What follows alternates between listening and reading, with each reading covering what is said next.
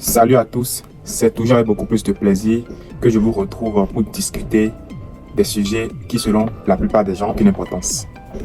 Ici, nous avons un sujet très intéressant, c'est-à-dire une histoire très choquante qui m'a laissé sans voix. Je parle d'une histoire parce que je suis le narrateur, donc vous allez me suivre grâce à l'extrait que je vais passer tout à l'heure.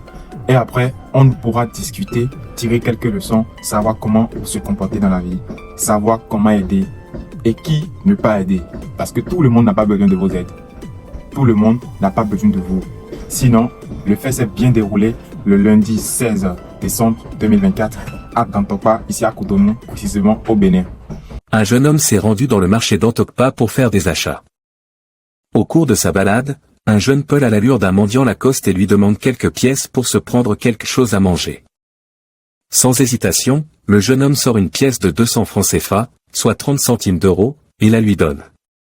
Le mendiant récupère l'argent et s'en va.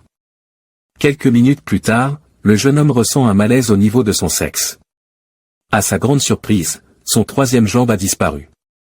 Les passants présents l'aident à retrouver sa famille, mais tard dans la nuit, on apprend le décès du jeune homme qui n'avait fait que venir en aide à un démuni. Comme moi, vous avez suivi et je crois que ça vous a laissé vraiment sans voix. Ce n'est pas une première et je crois que ça ne sera pas la dernière fois qu'on verra ces gens de scène ici en Afrique. Ne donnez plus rien aux mendiants. Ne donnez plus rien aux mendiants.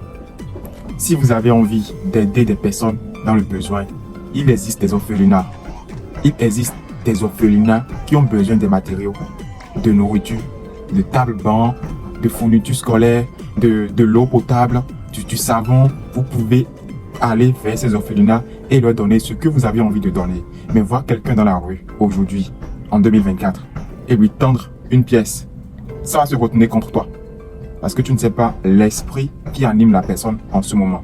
Au moins celui qui se trouve dans l'orphelinat est là depuis très longtemps et est en train de prier pour qu'un bon samaritain vienne subvenir à ses besoins. Les mendiants ne sont pas tous des mendiants. D'autres sont recrutés par certaines organisations juste pour pouvoir jouer le mendiant au dehors. Certains même, vu qu'ils n'ont pas assez de moyens, trouvent cela normal et sortent de la maison, bien habillés, des fois même habillés n'importe comment, viennent vers toi, te disent que ils ont besoin de telles sommes pour pouvoir aller secourir leurs femmes à l'hôpital. Ils ont besoin de tel argent pour pouvoir acheter de l'essence dans leur moto. Tu as fait ça le premier jour. Le second jour, tu vas repasser par le même endroit, tu vas retrouver la même personne.